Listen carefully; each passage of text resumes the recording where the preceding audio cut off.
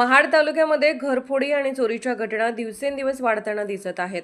मागील काही दिवसांपूर्वी रात्रीच्या वेळेस ग्रामीण भागात चोरी करताना चोरटे सीसीटीव्हीमध्ये कैद झाल्यामुळे नागरिकांमध्ये भीतीचं वातावरण पसरले आहे। महाड तालुका पोलीस ठाणे हद्दीतील फौजदार कोंड मालसुरे या गावामध्ये 5,15,000 रुपये किमतीच्या सोन्याच्या दागिन्यांची चोरी झाली आहे। फिर्यादी अनिता सुनील कदम यांनी महाड तालुका पोलीस ठाण्यात अज्ञात चोरट्याविरोधात तक्रार दाखल केली आहे। थोडक्यात माहिती अशी की फिर्यादी अनिता सुनील कदम यांनी त्यांच्या बॅगमध्ये ठेवलेल्या सोन्याच्या दागिन्यांची पर्स कोणत्यातरी अज्ञात चोरट्याने त्यांच्या संमतीशिवाय लंपास केली आहे। सदरची चोरी कोंड मालुसरे येथील रहिवासी सुधीर वामन चव्हाण व बाबा खोत दिनकर मोरे यांच्या घरामध्ये झाल्याची माहिती पोलिसांनी दिली आहे।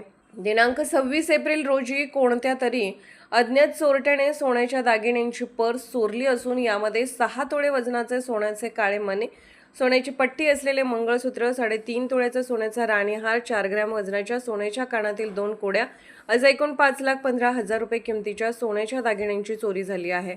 महाड तालुका पोलीस ठाणे येथे अज्ञात चोरट्याविरोधात भारतीय न्याय संहिता कलम 305 प्रमाणे चोरीचा गुन्हा दाखल करण्यात आला असून महाड तालुका पोलीस ठाण्याचे पोलीस निरीक्षक अनिल जाधव यांच्या मार्गदर्शनाखाली सहाय्यक फौजदार देसाई या संपूर्ण गुन्ह्याचा अधिक तपास करत आहेत।